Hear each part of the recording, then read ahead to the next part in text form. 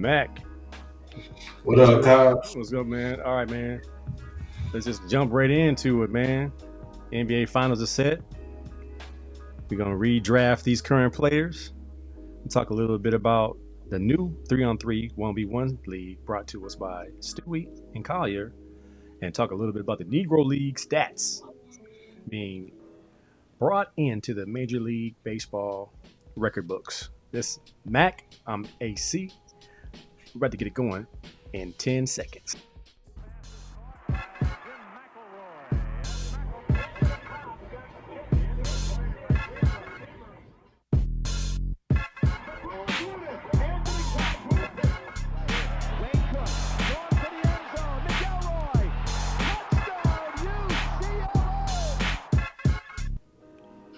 All right, man. See the game tonight? No, I was watching the Sparks blow one against the Chicago Sky. I was more interested in seeing the WNBA than it was watching Dallas finish off Minnesota. It was bad, man. It was a massacre. It was over from the jump. Mm-hmm. It looked like have you ever seen a Golden Glove boxing tournament? And one of the boxers wants to come in there and be professional and fight with some style and pace, but the other boxer realizes that there are 2-minute quarters, 2-minute rounds, and he's going full speed. As soon as the bell rings, that's what it looked like with the Mavs jumped on the Wolves, and the Wolves thought it was going to be easy for some reason. I don't know, man. I mean, you said you watched the Sparks lose one, but as we watch more and more professional athletes and these different sports and different organizations, and the amount of effort and energy that goes in and day out, does it make you think sometime how one player, one game can be blah, and then the next game they could be just on point? I mean, it's mind-boggling to me how certain players can turn it on and off. What did you I mean, you had to hear the score. They were up by almost by 40 at one point. But these are the same guys, the same team. I was talking to my son the other day about the UNLV Running Rebels in '91, and they played Duke both seasons. The first season they blew them out by 20, and the following season, same players. I'm not sure if Grant Hill played the previous year or not, but if that was the second year. The second year, and he was the difference. But the UNLV team was the same guys, and they got beat. It's just crazy to me, man. I mean, it's a generalization, but man, when you're watching sports, does that ever come like as an interesting point to you? Like, how is Kyrie Irving not aggressive game 4, but game 5 he comes out and scores 40? I don't know. I think a lot of this mentality, like that's why we appreciate Kobe and Jordan so much. Every game, you knew you were going to get 100% of them. Allen Iverson, you knew you was going to get 100%. So you never had to question their energy or their motivation to being out there. Some of these modern day players, they come out and, like you say, they're world beaters one game, and then they're just extra flat the next. And I don't know if it's a strategy thing or if they're trying to coast through it, but it just doesn't seem like the same aggression, the same energy. I can understand an off night, but it's not off nights. It's just like they're just out there like, oh man, a check is in the mail. I'll come back the next game. And in the playoffs, it's really serious. One game can turn the series around. And we've seen that with LeBron and Cleveland's miracle comeback from 3-1 down against Golden State. It took one game, and next thing you know, they had all the momentum, and they won the next 3 games. It was crazy how that worked out. So the year before with Iggy, when they put Iggy in the game, the Cleveland was beating the brakes off of Golden State. You put Iggy in the game, he changed it around. But Iggy had that energy every game, and that's what got him the MVP. He didn't have monster stats. He didn't do everything.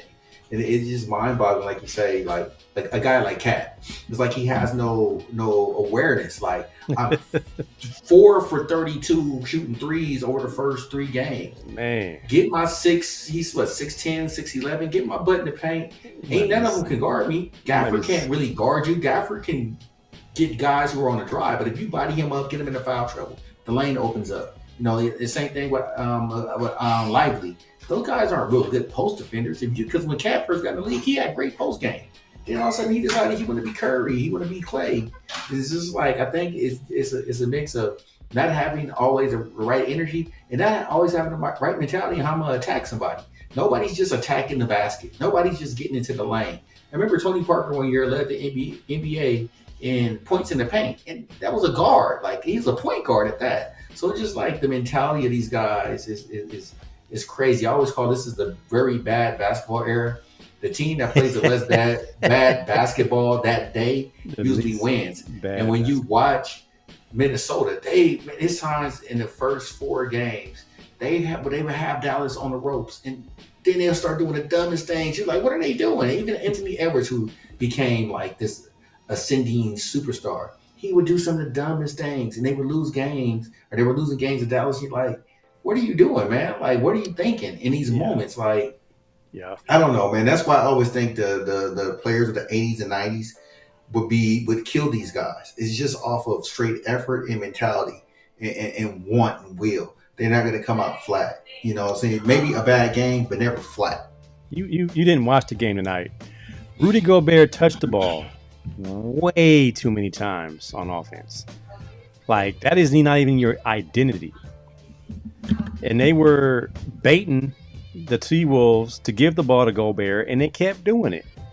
And then it was kind of like, this is a closeout game, guys. If you don't win, this is it. It just didn't make any sense to me. So we get the Kyrie Celtics matchup, which is made for movies, made for TV. And I'm sure the spin doctors are going hard in the paint right now. Oh, and sure. They're going to make us, really, really tune in. Let's go to the comments real quick. Elaine said they were just content not being swept. It looked that way. When you're getting beat by 40 at home, though, my God, man. Rodney Sawson here. Macon likes that throwback Running Rebels reference. I got to go back to what I know. Props to Jay Kidd. He coached circles around Minnesota. Did the coach from Minnesota not being mobile have any effect, do you think? Nah, not at all. Backseat driving, coaching? Backseat. I just think he had a good plan until Dallas had I wouldn't even say had a better plan. They just, with Kyrie and Luka, just killed this series. They averaged 60 points per game in a series. That is ridiculous. They are averaging 60 points per game in a series. I mean, we know Jordan averaged 40 in a series. The Miami Heat, Dwayne Wade, when he killed Dallas in the finals that year. I think he had one of the greatest finals ever. One player going off, but not 2 players. They're basically both averaging 30 a game. Kyrie is at like 27 a game, and Luka's at 32 a game for the series. It's like, this is crazy. And they both went for 36 tonight. When I looked at the stats, I'm like, who's guarding these dudes? I mean, I thought Ant-Man could guard somebody. Conley's old now. He ain't guarding Luka. So I don't know what was the plan. It just seemed good. I would have. I mean, shoot, it's the finals, right? Well, it's the Western Conference Finals. Mm-hmm. Somebody needs to go on the ground. Like, somebody needs to foul somebody hard, just to let them know they can't come in here willy nilly. Like, they just dancing around the key, just getting in there, doing little cute little step backs, and then Ant-Man going in there slithering around. He did the same thing. So both defenses, I'm like, both of them. I was like, is Rudy Gobert supposed to be a defensive player of the year? It's not because of the perimeter feat. It's because he was a rim protector. Yeah. He ain't protecting nothing. I don't remember. Did Rudy Gobert block a shot this series? I don't know. I don't think so. I don't think he blocked a shot. Now, Cat got his shot blocked like 8 times tonight. I mean, he looked like a middle school kid playing against high school kids. Somebody said go to the cup. All of a sudden. Oh man, Rodney Saw said he's soft as baby diapers. Like, he's soft. He's soft all of a sudden. He wasn't soft when he first got in the league. Man, well, remember he used to fight Embiid. Him and Embiid used to throw hands on the court. Does that make him tough? Like, does that really make him tough if he has this lack of awareness, being a former 5-star recruit, Kentucky one and done type of dude? But my goodness, man, no awareness. Elaine said lack of fundamental basketball. Yes. Mentality is it. That I mean, she said booty. I mean, Rudy is trash. Booty Gobert. Tender Man, love report. booty. I mean, Rudy, booty, go bear. My God, man. Ronnie said Come on, Minnesota's Frenchie. coach decided to single cover Luka the whole series. That's just dumb. Why would you do that? That's the dumbest thing. I wouldn't do that. I mean, my strategy would have been every time Kyrie and Luka got the ball, I'm blitzing them. I'm getting the ball out their hand as fast as they can. Other people are Man, going to have to beat me. Other people are going to just have to beat me, man, because Derrick Jones ain't beating you. no, PJ Washington ain't beating you. Those guys ain't beating you. You know what I'm saying? But Luka and Kyrie, once they get spinning, it's over they're with, gonna beat you. man. They're gonna beat you. You got to knock the dudes down. I mean, I know they're nice. Well, Kyrie's a nice guy, but I would knock Luka down, Jordan You rule might hurt style. yourself knocking Luka down. Luka big dude. I saw Luka. Luka got knocked down on his own tonight. He ran into who did he run into? I think he ran into Cat's shoulder, and it looked like he got hit by a car. Like he goes down pretty easily, and he cries about it. Bod. He got that dad bod. Yeah, Man. he got that dad bod. And he don't even got his dad's strength yet, but he got the girth to move some guys out the way. So I was like, man, much love, but I don't think. I mean, they keep saying the best offensive backcourt ever. I'm like, I don't know, man. They're not being touched. No. They are able to do whatever they want without even being touched. That would still be Clay and Steph, maybe. Because neither Kyrie or Luka gonna get you 37 points on 4 dribbles in a quarter. Yeah, man. Not doing that. They dribbling the ball. They gonna hold the ball. They gonna ISO. One of them doing that. Clay was getting his off a straight assist, 1 dribble, ball gone. It just depends if they can win a couple championships and stay together and dominate. They have a good chance. I think they got a chance. So talking about that, great 3-0 pitch, man. I can swing at this one. Mavs versus Celtics, man. What's the top storyline in your opinion? The top storyline, in my opinion, 2 black head coaches going at it. Guys who were former players, guys who have worked their way through this stuff and been around basketball for a long time. I mean, Jay Kidd, pride of the state of California, one of the great point guards in the state, one of the great point guards when he was in college at Cal Berkeley. From Oakland.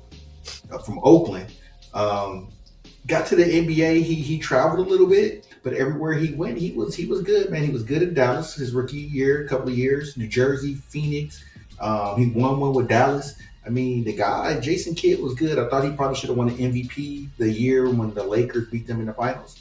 I thought Jason Kidd should have been the league's MVP that year, but they gave it to Tim Duncan. The guy has done a great job. He's coached in some places, and now he has Dallas there, and to be a guard playing for one of the great point guards of all time. I'm quite sure he gives them a lot of free range and leeway to do their thing and let them cook. And they're doing it. I mean, Luka's nearly averaging a triple-double for the playoffs. And Kyrie, when he gets going, man, he's one of the toughest dudes in the NBA to ever stop. He reminds me of Isaiah Thomas. When Isaiah Thomas would get hot and get cooking back in the days, man, Isaiah Thomas would just go berserk on you. And there was nothing you could really do about it. Kyrie I don't think he's the pit bull that Isaiah Thomas was. I think he could get under his skin. But I'm just thinking, who's guarding him? And who's guarding Luka for Boston? And that's going to be the difference. How will Boston defend him? If Boston can defend him, Boston has a good chance. But Boston is still one of the dumbest teams I've ever seen. To have a guy like Jaylen Brown on their team who's like a rocket scientist, they play pretty bad basketball because they'll depend on the three. You know, Tatum is a nobody can really guard him when he gets going, and nobody can really just get in his way and stop him. But he'll settle for threes. You know, like when against Golden State, he shot better from 3 than he did from the field, and that's crazy. And he shot terrible that series, and that's how they ended up losing to Golden State. But I think, Andrew Wiggins balled out. I really think Dallas got a chance unless Boston find a way to be able to contain Luka and Kyrie and let everybody else just beat you because the other guys can't beat you. Well, they got enough.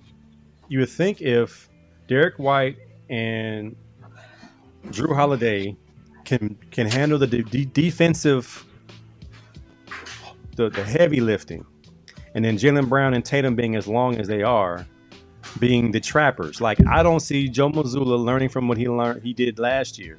Like, if he learned anything from Ime Udoka, is to take away what they want to do and be aggressive with it. Take one of them dudes away 94 feet. You got enough dudes to pester them guys. Luka's life is way too easy. Like, he's not running to get the ball. He's just standing there and getting the ball. Like, how do you not deny their best player the ball in crucial moments? Like, how is Kyrie wide open? Like, on the second swing of the ball, it swings back and Kyrie Irving is wide open? Like, what kind of the philosophy is like, these two dudes you do not leave unattended. If you're guarding Kyrie, you don't help until the ball is already coming out the guy's hand. But you don't help beyond 5 feet because you can't close. And if you do close, he's going by you. And take away, something. You can't give Kyrie a two-way go. You can't give Luka a two-way go. Take away something. I don't understand this philosophy. Man, I played basketball in high school, and that's a lot different than playing in the league, I know. But the first 2 weeks of basketball is no offense. It's straight defensive, butt down, hands in the passing lane, jumping to the shift of the ball being passed, taking away easy passes to the perimeter. Those are easy tip steals if you play off the ball defense. Like, if your man does not have the ball, why are you in the paint? You should be between the ball and your man in apex. So when that ball is passed around, you get easy tip steals. So I'm like, what is going on in the NBA defensively? If these guys are supposed to be defensive stoppers, defensive masters, I'm like, hey man, something ain't, because they made Dallas look like a defensive stalwart. I mean, they were out there causing 24-second violations. I mean, it was crazy. I was like, what is going on? It was like a complete reversal of what we saw in Game 4. It's wild, man. Let's take it to the comments. Rodney Saw said Minnesota's coach decided to single. We got that one. Yeah, 1 block for Rudy. 1 block. One block for the defensive player of the year, and 1 game winner in the face. In the face. Brandon Henry said 2 of the softest 7-footers on earth. In the world, Craig. Top flight of the world. 2 of the softest. The game tonight was over before it started. Like a Mike Tyson fight back in the 80s, late 80s, early 90s. As a Bucks fan, it's making me question the Dame move. Yeah, initially it looked great. As great as Dame is, losing Drew Holiday brought it all together for Boston and left a hole in the heart of Milwaukee that we couldn't fill all year. I mean, Drew Holiday is a glue guy, man. He can make shots and lock dudes down. I've seen him make some defensive plays in the last 2 weeks. Yeah. I was like, geez, who needed Marcus Smart? But also killed Milwaukee was getting rid of the coach and bringing in Doc Rivers. No. Not assy voice. Yeah, it was terrible. Like I was like, and they were like a game behind Boston when they made that move, and I was like, okay, so it must have been some friction in the locker room. And the team just fell apart after that. That was a knee jerk. It was crazy, man. That was all about Thanasis,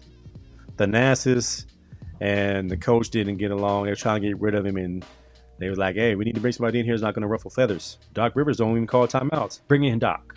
He don't. Hey, I figure it out. You figure it out. You got to figure it out. Elaine said, going with the hometown guy, and now we are both in Texas. No brainer. Mike Reed said, what up, Jim? What, Jim? AB, that's some inside talk, you and Mike Reed. Elaine said, Tatum is nice, but his shot selection is suspect. Yeah, he being 6'10", he sure does settle on a 3 a lot. Yeah, he does. Brandon said Dallas in 6. Ooh, we got our predictions coming through. Okay, here we go. Jeremy B's back in the building. What's up, Big J? Well, Minnesota did put a team together athletic enough to beat the Nuggets. That's what they were built for, to beat the Nuggets. Dallas is way more athletic than the Timberwolves. It was a terrible match up for them. Yeah. It shouldn't have been, though. It was just, they were just, I don't think they were well, the scheme wasn't right. Like they were prepared to beat the Nuggets, which is a very tough task. Salute to them for that, having a great season.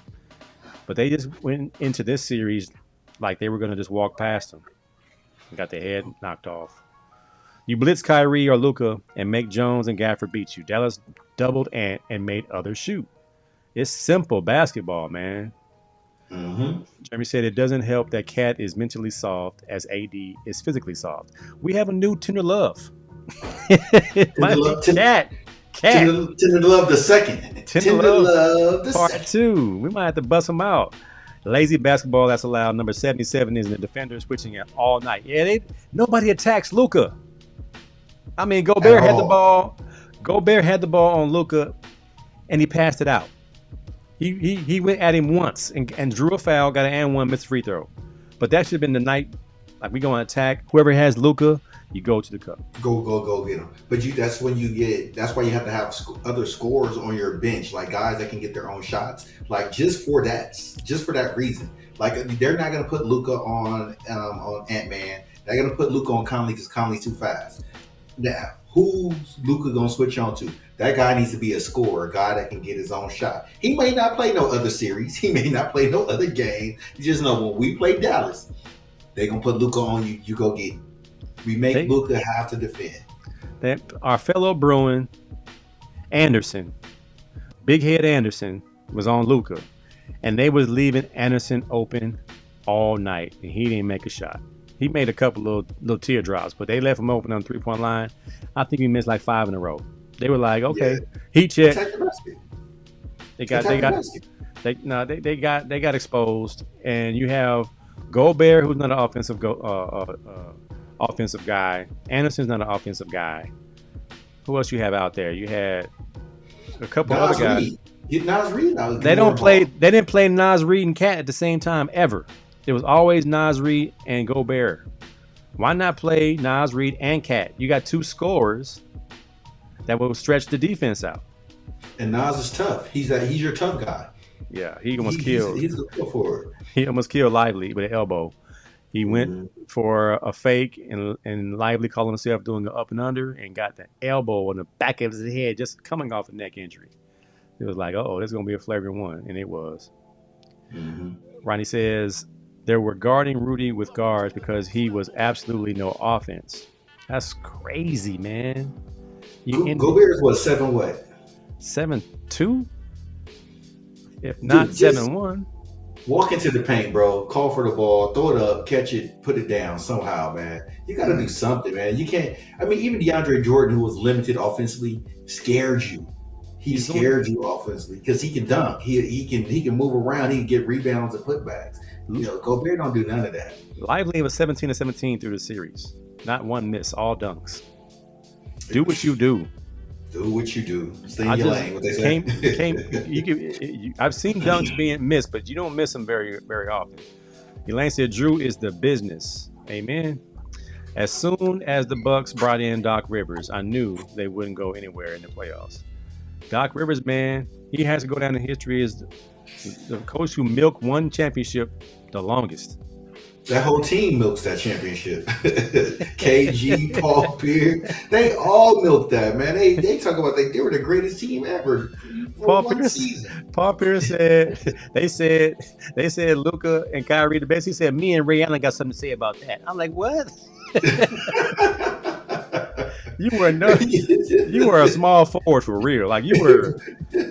I don't think anybody thought you was a point forward. You were a straight small forward. And what's good though? Let's give Paul Pierce his flowers. A man can play. But you wasn't no creating plays and being a playmaker. Y'all had Rondo, and Rondo led the league in assists a couple of years. He's a big shot maker. He was a big shot maker, but you was slew foot too. You was out there looking slew foot and slow, going to the bathroom with a dad bod. Yeah, he was built just like Luka, big barrel body. Rudy plays like he has mittens on. I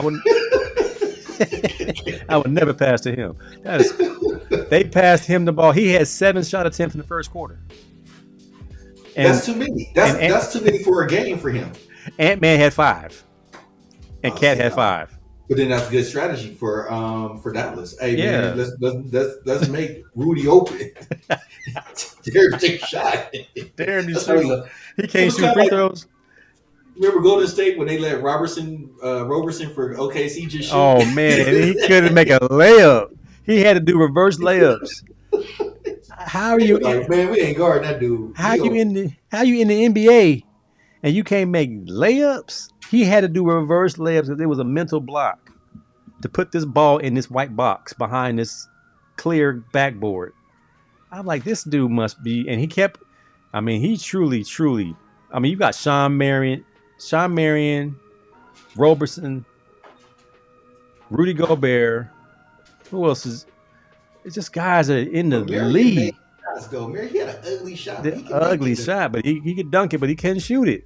He had a nice floater. He had a nice floater too. Did he have a nice floater? I can't remember nothing about his name being nice except his dunks. Neil said, "Make Luka work on defense." Nobody's making Luka work on defense. Shot-town moment here. Minnesota is the dumbest organization from top on down. No, there's some dumb ones. They play some bad basketball. The Lakers are trying to catch him. Lakers that right now. Philly, Lakers, Clippers. They all. Oh man, we doing some dumb. We let go of Jimmy Butler, and we still got Tobias Harris. Make that one make sense to me as a Philly Sixers fan. Like, you let the dog walk out. Man, we don't need him. We don't need him. We got Tobias. We got Tobias. He sound tough. Tobias is gonna get it. He doing commercials with Boban. He doing. Was it? Is it Goldfish commercials? Goldfish commercials. Oh my God, man, that's what we stuck with. Goldfish. Appreciate that, TSC. Do the NBA coaches really coach, or the inmates running the asylum? Not anymore. I don't think not anymore. I think some of them try, and if they can catch the ear of the star player, they can get everybody else. But a lot of these dudes, I mean, because we talked about this last week. Coaches are just there, man. They're there to blame when things don't work out. The GM is putting together guys that probably don't match, and then if the coach can't get them to do anything, then you got to go. I mean, well, who coaches? Who coaches still? You figure Popovich still a disciplinarian. Who's the Knicks coach that runs the kids into the ground? Not Vogel. Tibbs. Thibodeau. Tip, fosters a good little culture. Guys play super hard. He runs them to the ground, though they all play 40 minutes. Oh, Spoelstra still got the ears. It's hard to find a coach that can, like Jason Kidd. They respect him because he's Jason Kidd. Yeah. I think that's where a lot of players are cutting dudes off. Like, bro, you don't know nothing. You ain't played. But then the ones that do know stuff, like, what was the coach for Toronto when they couldn't beat LeBron and them for a long time? The black coach that they had. Silas? No, it wasn't Silas. I forget what his name was because he ended up in Detroit, and Detroit was just trash. Yeah. He could do, but you could see that he was actually coaching those guys, respecting them. They worked for him. Was it Williams? What's the guy that was at OKC for a long time that coached at Florida that won the 2 national titles at Florida? He still coaches. You can Donovan. see his team. Yeah, Donovan. They run sets and do things like that. Indiana I think Indiana coach, but that's Carlisle who got he coaches J. Kidd. Yeah, so he coaches. There's some guys. Tourney, but not everybody's out there coaching. Maybe that's just LeBron. LeBron ain't trying to hear nothing from nobody except himself. LeBron coached the Cavaliers championship. That wasn't Ty Lue. Ty Lue just happened to be his buddy. He taught Spoelstra how to coach in Miami. But Spoelstra won one before LeBron, so I don't know. No, that was Pat Riley that won that one before LeBron. That wasn't Spoelstra? That was Pat Riley. Pat Riley coached that team. Oh, wow. I'm giving Spo all the credit. Since the NBA went soft as melted butter, the inmates run the asylum. There isn't a Larry Brown, Phil Jackson, Chuck Daly running this league anymore, almost as soft as the rules in the NBA. Chuck Daly was a hell of a coach. Good take there, Jeremy. But how many times did he bobble passes? He was killing me. Well, the Mavericks was sitting there like, they're going for it, guys. Keep doing it. Look. Rudy Gobert most definitely one of those players that can transition to the NFL. Oh, yeah. Oh, man. As I watched all these clumsy dudes, I mean, including Luka, only one out there can play football is Kyrie and Ant-Man. Everybody else clumsy, falling all over the place. I was like, and Luka, he's like, my athleticism. And he says like sarcastically, my athleticism. Same way Joker said it, my athleticism. I have none. Like, but I can still hoop. But any of you Negroes, it's like you might as well said. I wouldn't say better. I think they're in systems that allow them to be who they are, and they built the systems around them. It's just like Caitlin Clark at Iowa. You built the system around that person, so they're going to have the freedom. When you're a comfortable athlete, you're going to be out of freedom. And you're going to be confident. If I miss it, I miss it. I'm gonna still keep going for it. Yeah. So you're putting systems where it's like, okay, everybody play around them. That's why they put up these crazy monster stat lines, man. Like Jokic and Luka are putting up monster. They are the leaders in points, rebound, assists, and I want to say steals or blocks in the playoffs. Those two guys. Yeah. They've alternated in each of those categories. I'm like, that's crazy. With an 8 flat 40, like 8 and a 12-inch vert. A curb stomp vert. 12 inches off the ground vert. Neil says some people are open for a reason. Amen. Yep. Oh, Elaine says Coach Casey. That's right. Coach Casey. Yeah, Dwayne Casey. Yeah. Dwayne Casey. Shout-out Mo came with Dwayne Casey. With Elaine. Neil Macon Sr. Yup. Bucks. Never. He keep talking about the Bucks. Man, ain't nobody talking about the Bucks no more, man. They've been out the playoffs. They should have never made it. The Bucks never should have fired Bud. Management should have told him to go home and mourn his brother and come back the next season recharged. To double down on the mistake by firing Griffin. That's bad management. I mean, I think again, Giannis kind of stepped in a little bit right there. That Austin Rivers take was almost as bad as saying athletic quarterbacks won't make a difference in the NFL. It was pretty bad. He was attacking his coworker that day. Somehow she lost all credibility right there. I'm like, bro, you sound real dumb right now. Don't forget, 30% of the players in the NFL also play basketball. That's why I was trying to get him to see. There are a lot of athletes on both ends, but don't just trash the NFL like that. You can't do it. All right, man. You said let's draft current NBA players as it stands. So how you want to do this? Start 5? You want to just go starting 5? Starting 5? Yeah. So all right. So by position? I was trying to just think, well, best available. If you're going top 30, or you're going to try to pick a starting 5? Because who would you pick? I mean, just any way you want to go. How would you pick it? Who would you want on your team? I mean, right now, right this moment, I'm going. I mean, I got to go Joker, number 1 pick overall, and the way today's game is being played. Mm-hmm. I mean, today's players, reliable, bucket getter, quiet leader, proven. Give me the Joker. All right. Well, I'm gonna go with my favorite player in the league right now. I'm gonna go with Giannis. He's my favorite player. He's gonna give me effort on both ends of the court. He can't shoot, but I don't need that. I need him around the rim, protecting the rim, and getting rebounds and dunking on folks. Go with Giannis. He definitely going. He can shoot better than he used to shoot, and he works hard at it. Yeah. I'm gonna keep a Euro. Give me Luka at this point. If you can't touch him, and who needs defense? If the man can score 35, give me 15 assists, give me 9 rebounds. I got 2 European players starting my whole franchise off with Luka and Joe. The first 3 players we picked were European. Ain't that something? My next player, the man showed me so much heart this season. And, he one of your guys, one of Nova guys. I'm going to go with Jalen Brunson. Whoa. That's a tough pick. That's a tough pick. I'm not mad at that pick. I'm not mad at that pick at all. All right. I got Joker playing my power forward since he doesn't play low paint. Mm-hmm. I'm going to go with my Sixer, Joel Embiid. 2 huge bodies you can't move. I got 3 huge bodies. This is true. But Luka's my point guard, Joker's my power forward, and Embiid's my center. That's tough to beat right there. And nobody running no more. Nobody runs fast breaks no more. They walk the ball up the court. Oh shoot! I might have to do that then. The next pick, it was tough. I thought he should have been the MVP this year, so I'm gonna go with SGA. Shai Gilgeous-Alexander. Can't go wrong with that. SGA. All right. I'm thinking with Joker's leadership, I can get this guy to not have the pressure of being a leader. The slim sniper, still.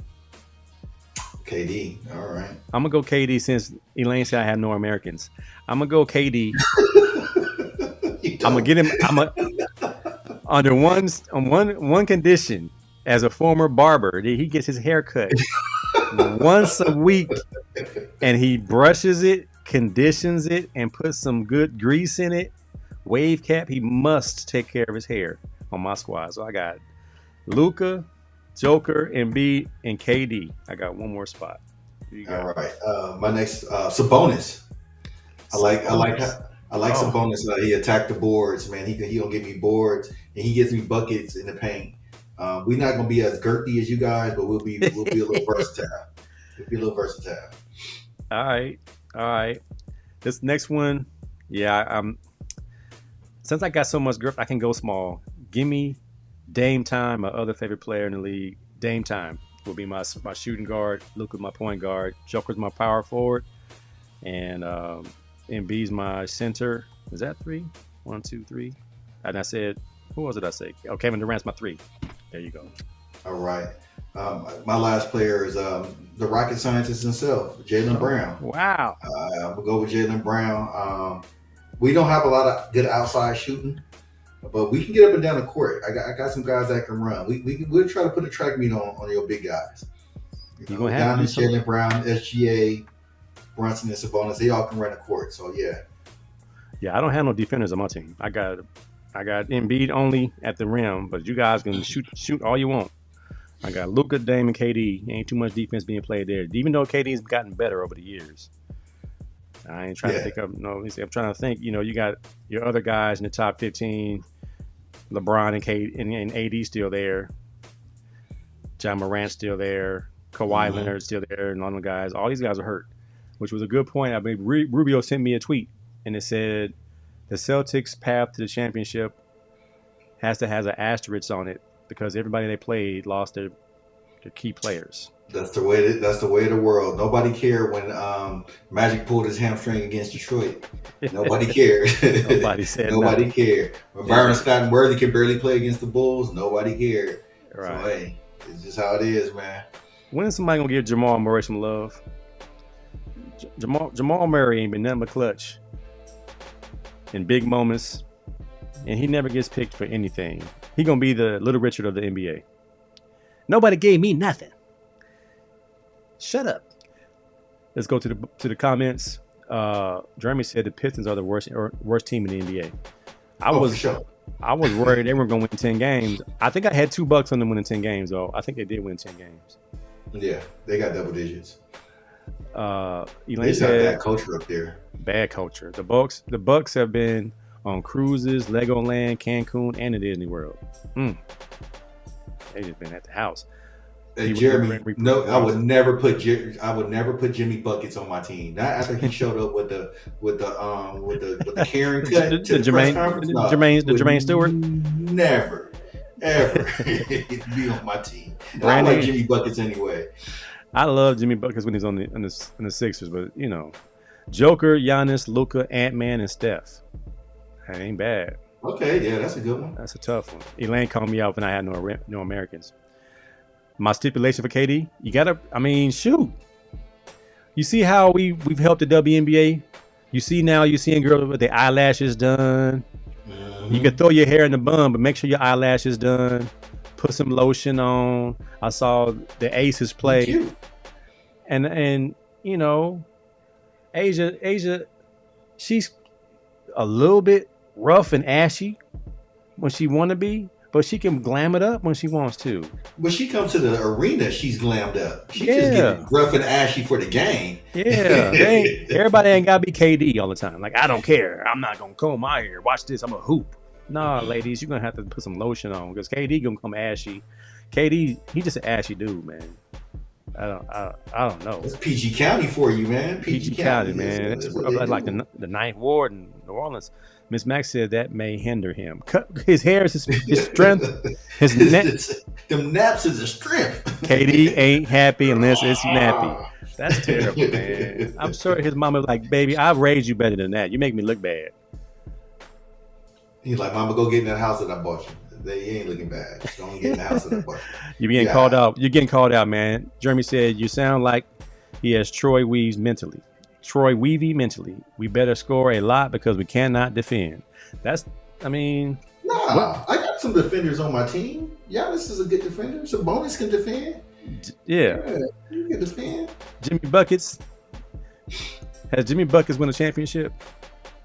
No, Buckets will be without a championship, and I kind of hope he goes championshipless. You can't show up to the press conference like that. He won't win ever after that display in the preseason media day with eyebrows pierced, eyebrows lined up, and your hair like Jermaine Stewart. We don't have to take our clothes off to have a good time. Yeah. Oh, no. Jamal Murray is too inconsistent, says Brandon Henry. He buckets when it's bucket time, though. Yeah. And like I said, man, remember they showed his ashy ankles. Man, I thought he was going to bleed. They showed them.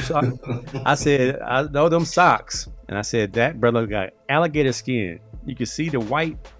It looked like when I was doing the kitchen tiles one time. You had the white grout. Yeah. And you had the grout in the tiles. I said, my man's ankles look like alligator print. It was bad. I feel like when you was in middle school and you didn't have no lotion, so you thought, I'm gonna put some water on it. Make it worse. Put some water on it and make it worse. That's what it looked like he did with them ankles, boy. Fresh chlorine pool, and you just gonna go. No rinse off, nothing. Just go. Man, that's crazy, man. All right, man. So before we jump to the MLB and the Negro Leagues, the WNBA, another pivot, another addition.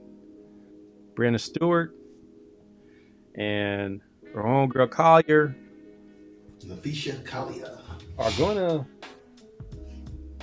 I think they're the top 30 players.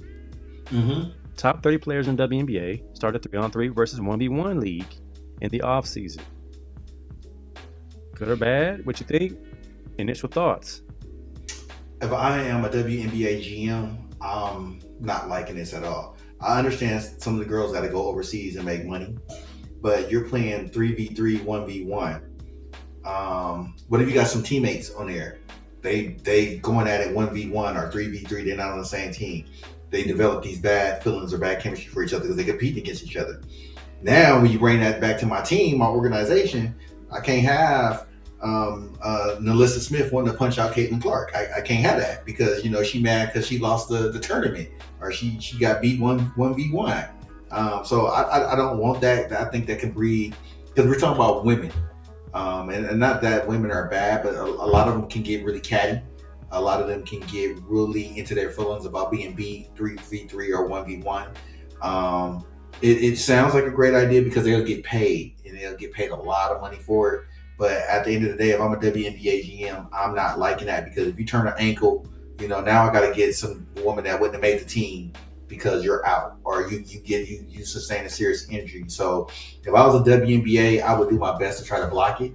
But you're not going to be paying out the way these ladies have built it for them to get paid out. So it's just going to be hard for that to happen. But I wouldn't be happy about it. I'm interested in seeing it. I would love to see who's the best 1v1 player. That's where I'm more interested in, because I know 3v3, you have a couple of women who have been on the Olympic 3v3 teams, like Kelsey Plum and Mitchell for Tiffany Mitchell. Mm-hmm. They'll kill these girls in 3v3 because that's what they can do.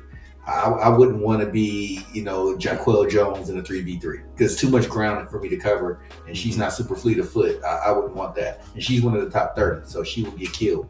So, yeah. I'm kind of on the fence with it, and I don't like to sit on the fence, but I'm on the fence. You can't be on the fence, man. This is on the fence. We're talking As about, I want to see it. Well, you figure I want the WNBA to grow. It's gonna grow. It's gonna grow the game because it's an Olympic. It's an Olympic game, right? It's still in the Olympics. Yeah, 3v3 is still in the Olympics. Yeah, and I think that's kind of where now the 1v1 part. That's gonna be more comical, more gimmicky. I think that's gonna be like Hezzy God versus bystander on the side, and they're playing for $2,500. It kind of gets like ghetto at that point. But 3-on-3 is more of an institution. It's in the actual Olympics, and it again keeps the momentum going. And was it you that told me that we have to keep in mind the relationships within the league when you said, oh yeah, the part about they used to date each other? I'm like, oh my God, I forgot about that part. That's a whole nother level of petty. On top of rivalry, you used to be my boo. Now you with so and so I'm gonna give her an elbow and you. Hmm. It's a lot of that going on. I think that is just part of it, regardless if they play 3-on-3 or 5-on-5 overseas or whatever. I think hoopers have to hoop. You can't worry about injury. Now, the level of hoop and the level of competition, I think it's safer to play against other pros than it is to play at LA Fitness, whatever you want to try to get your work in, going down to Venice Beach or Santa Monica, or wherever you want to play at the Pyramid, or playing with the guys. I You think the mentioned risk is UCLA. Yeah. yeah, men's run with Rico Hines or whatever. Only the strong women can play with the men. Um, I think that risk goes even if you're just working with your trainer, like just getting in there and getting work in. There's always a risk, so I think you have to go ahead and take advantage of the time where people want to see it. I want to see it, so I think it's a good thing for the players because those who are in the top 30 will get a chance to make 100 grand.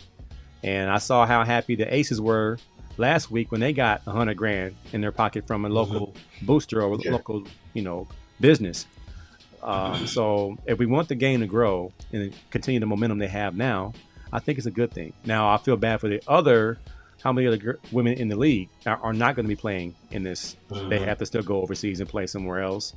Please don't bring your CBD oils with you. Keep your Brittany fire. Griner. Yeah, don't do anything stupid and mess up your freedom.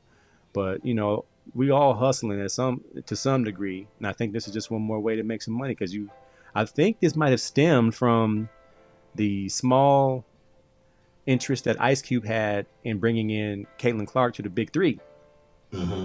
They're household names. Like I found myself at Buffalo Wild Wings watching the Aces play against the Lynx. Like I Hmm. found myself watching like intently and watching Asia Wilson get loose. Like she has some of the best footwork Yes, you and do. inside relentlessness. Like she was really like KG in there, Tim Duncan in there. She was stepping over women and getting her up and unders and putbacks. And I'm like, man, she is the most dominant player in the league right now. I'm like, and it's not Hmm. even close. So, it was just a good game to watch. I heard Ocho Cinco say I went to the game and I didn't know what to expect. And he said, I had a great time. These Yeah. women are intense. They playing good ball. So all the haters out there, I think your time is up. The WNBA have a great product, and I think this 3v3 1v1 will just help the game advance and put more people to look at this at least and get to fall in love with a couple of women to Hmm. watch them play, and that's how you build. You have to gain fandom, so people will watch these individuals and eventually become in love with the team. With the teams, yep. Because that's how you do it. I mean, I remember my dad said he grew up and he was a Celtics fan because of Bill Russell. Hmm. And then when the Lakers got Magic, he liked Magic so much he Right. switched over to which I was like, that's kind of sacrilege. You can't come from a Celtics fan to a Lakers fan. But it's That's the players that get us stuck on that's the teams that get players. us want us to be around or see the games. And I think right now, I mean, I know they call it the Caitlin Clark effect, but it shows the power of the media. Hmm. The media has really put the game out. Like, there's no way I could have watched the Sky and Sparks last season. There's no way I could have watched that game because it wasn't on TV or it wasn't available. I would have to scour the earth to try to find the one TV in town to watch the game. Now these games are all over, man. It's easy. You just put in the name of the team, and they're coming up. Like they had 3 games on the other night. They had two Hmm. games on the night where they're on actual television, where they're accessible. So Right. yeah, they can call it the Caitlin Clark effect, but it's really the power of media. The power of media can do a lot of things for a lot of people, and I think they said, you know what, this is what we're going to do for the WNBA. We're tired of these ladies complaining. Now go out there and y'all got to earn the love that you're going to get, and they are earning it. They're Hmm. earning it because you got to think when you really watch WNBA, if you didn't go to the games, you probably caught the final. You didn't see the semifinals, you didn't see all the playoffs around. You seen it on Sports Center; they'll show it, but you wasn't really watching the games because it wasn't accessible. And I think having this availability now is forcing us to fall in love with these players. Like we know these players now, like Erica Hamby. I didn't know that she was this good. When she was with the Aces, she was playing behind Asia Wilson. So you didn't know she was this good. She Hmm. is balling right now. She is really, really balling. So it's just like, okay, this is another player I can get behind. She's showing what she can do. So I think right now in a couple of years, I think the salaries are raised. They're going to add the expansion teams. I think they should put a team in Mexico personally. Hmm. Um, But because I think that would help help grow that game a little bit more internationally, and this would be good, man, because the cartels will get involved in it real fast. Real fast. Everybody get paid now. Or get killed. You don't want that part. You missed the layup. Man. You missed a layup. I just watched that. I watched that Yasiel Puig documentary the other night. I'm like, my man was in danger for about 3 months. Yeah, he was. To come play for the Dodgers. I was like, no wonder he acted a fool. You're like, this brother right here was at gunpoint to get up out of there. I'm looking at my DraftKings app. Does the WNBA have fantasy basketball? They should. I mean, you figure if we're talking about exposure, like Elaine said, it's all about exposure. Why not double it up? Yep. Become fans of players that you can pick. Who's going to have a game tonight? Who's going to give me the points I need? It's healthy NFL. We cheering for dudes that we on the Cowboys. Like you cheering for. Well, I wouldn't say cheering for the Cowboys, but you cheering for the players. The players. I don't draft no Cowboys. Like Ezekiel Elliott. He scored. No Cowboys. I'm like, no. Cowboys and Raiders. I'm gonna take some Cowboys and Raiders. Oh man, come on, man. Hell no. Oh, Miss Mac in the house. Yeah, Miss Mac in the background. Yeah, hell no, we don't draft no Raiders or no Cowboys. No, man. Going to the comments, Miss Mac going back to Katie said the grease may get in his eyes. The lotion may make his shot slip, and he won't be able to grip the ball. I ain't saying he gotta go lotioned up like we did for Sunday morning church back in the day. But something on your ankles, at least, man. The ankles ain't going to affect your game too much. You see his leg, Miss Mac? His legs, it looked like if he flexed his calf, it was going to bleed. Would just rip open. Crap open and bleed like a... Hey, man. Elaine said I like the 3-on-3 idea. It's not for the weak, though. Yeah, 3-on-3... It's never for the weak. You can't rest. It's on. Man, do they take the ball out every time? Yeah. Yeah, I think so. Yeah. You better man up. You better man up. I ain't helping you no more. No more. Man up. Bruins in the house. Yes, sir. It's all about exposure, says Elaine. The Puig doc was crazy. I was like, I knew he struggled to get here. I didn't know he went on no tugboat. I didn't know he was on a boat that shut down mid-trip. And they had to stay in the ocean almost overnight. That has to be scary. In the pitch black dark, like they ain't had no flashlights. They're coming from Cuba, and the word defecting just sounds so criminal. It just sounds so sinister. Like we're fleeing the country against Castro's desires. Like if they find me, they're gonna kill us. That we have to get to the land and get citizenship. If we don't make it past the Mexican cartel, they're gonna kill us. I'm like, what? And what? Yeah. Oh my God! I'm like, these guys earned it. Just to get a better lifestyle for this political freedom, social freedom, those type of things, man. The things that they risk to get here, that's crazy, man. Well, it looks like a scene from Scarface. In the very beginning of the Scarface movie, where he had to kill the political figure to get his freedom papers. Mm-hmm. If you do this for us, we'll give you a green card. Where is he? Show me where he is. I'll do it. That was wild, man. All right, man. Before we get out of here, the MLB, Major League Baseball, it's just the record books, not the Hall of Fame, so to speak, right? Just the Major League Baseball Commission has decided to incorporate, recognize the Negro League Baseball records and numbers and stats, and not asterisk them, but actually count them as Major League Baseball statistics. Mm-hmm. And of course, the Major League Baseball purists are in uproar because a lot of these records are being removed from those greats that they've had so high in their rankings of who was the best baseball players in history. Case in point, Josh Gibson over Ty Cobb and things like that. I mean, what do you think about the decision, and why now, and what does it mean for baseball history? I'm gonna just say this: if they wouldn't have been segregated in the first place, we wouldn't have to do all this. We didn't have to do it. You just treated people with dignity and humanity, and not judging by the color of their skin, we wouldn't be going through this right now. So with that said, they mad right now. Oh, they mad. Because the first thing they're gonna do is they're gonna degrade that league. They're gonna say those guys are not the best of the best. Oh no, they didn't go against Babe Ruth. Well, Babe Ruth never went against these guys either. So we don't know like who was the best of the best at that moment or at that time. So it's good that you integrate them both because it's still Major League Baseball is the big league. And you see, once they start letting black players in, I mean, Willie Mays and Jackie Robinson. Roberto Clemente. We're talking about guys who are just guys. Made You knew that they were the best guys on the field. You know what I'm saying? So it is what it is. They're gonna have to deal with it, but it doesn't take away the greatness of the other players that were in the MLB. I mean, because to me, baseball is still one of the hardest sports to play. I don't care if they had the picture for the Twins the other night. That dude threw a 47-mile-per-hour fastball and he couldn't hit it. Couldn't hit it. I was rolling. I was rolling at them dudes missing that. I said, "You think it's easy?" He got out the inning in like 7 pitches. They was rounding out, lining out. They're like, man. I was like, he couldn't do it. It's a tough game, man. Your hand-eye coordination got to be good. Especially your eyes.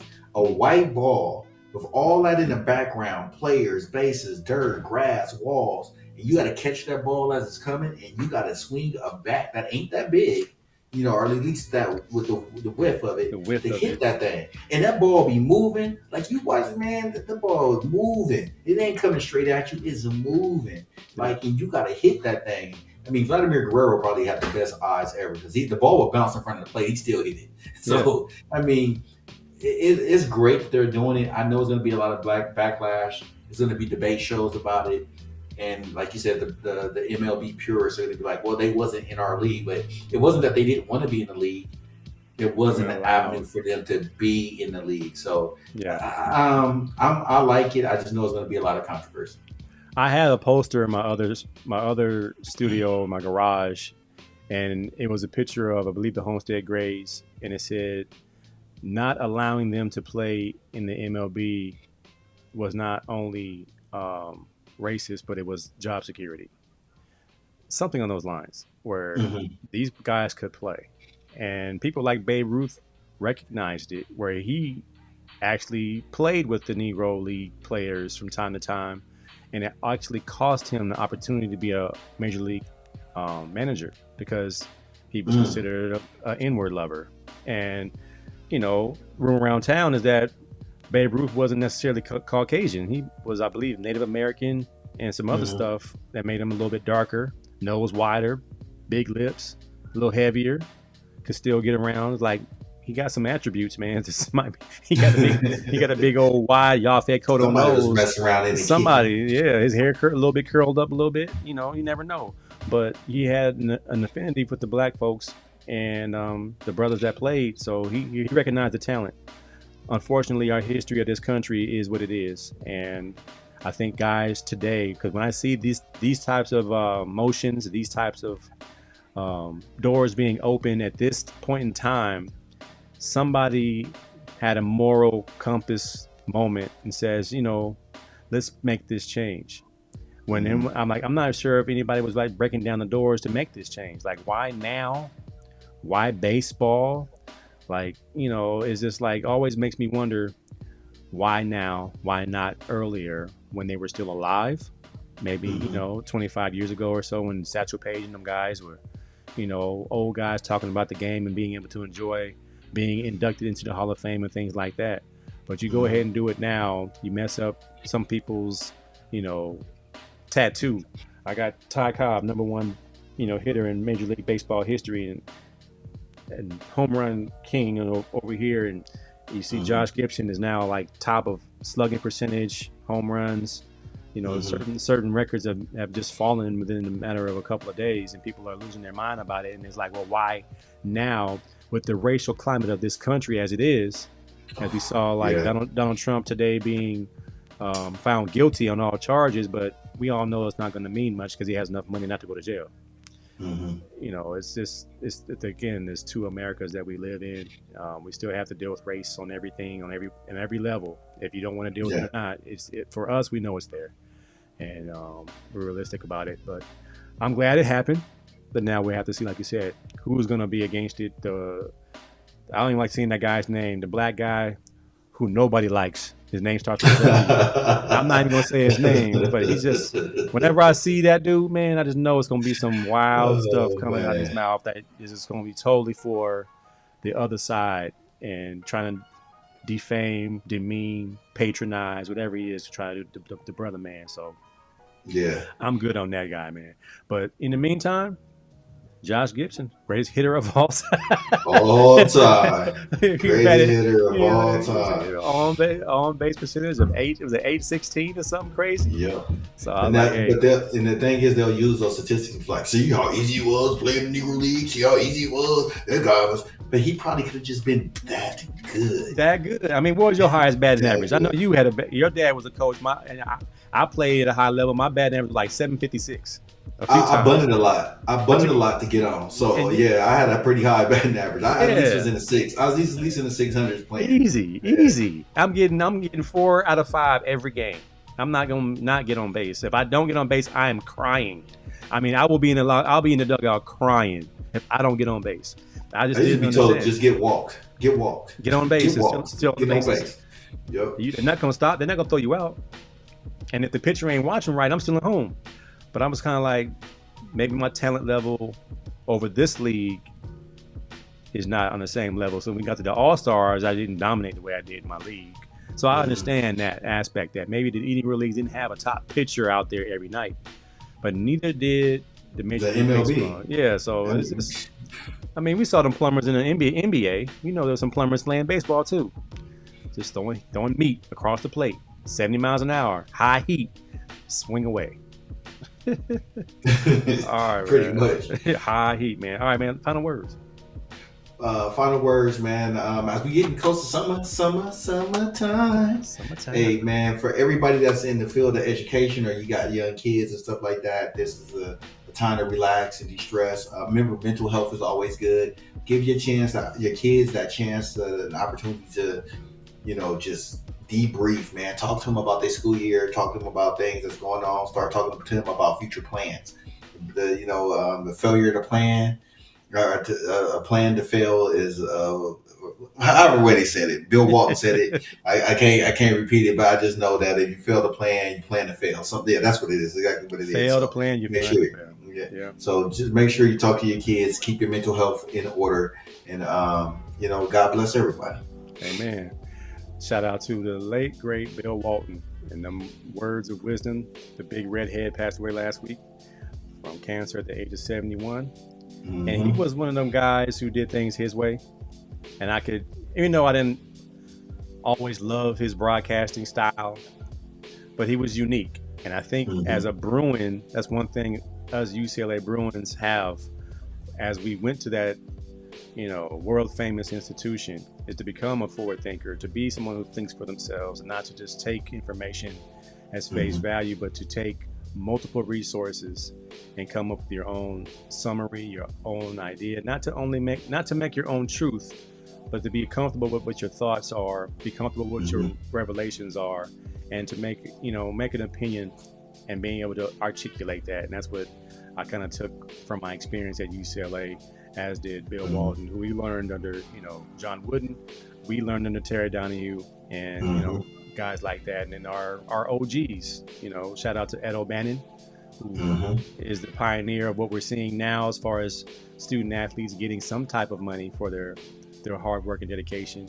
And we had other OGs in the football program that kind of spoke knowledge to us, and that goes back to us being educators. Give back, speak honestly, and let young people know the truth about how this works, so they won't be blindsided when their high school careers are over or college careers are over and nobody told them the truth of how this really works. So again, be kind, network, and make sure you don't burn any bridges. So you never know, when you see someone again, you might need their assistance, you might need a letter of reference, you might need someone to make a phone call for you, and that's how this all works. Oh, big old thing. All right, man. Great talking to you always. Appreciate everybody on the side. on the comment line. Queenie Lane, Brandon Henry. We got who we got in Sherwin came in here. Rodney Sauce, Miss Mac, Jeremy came through. Yep. Yep, everybody came through today. We appreciate you guys. We'll be back next week. This is 1585 show. That's Mac. I'm AC. We out. Peace. Where's who banging at? I want to hear some who banging on the way out. Oh, we go. All right, bro. We out.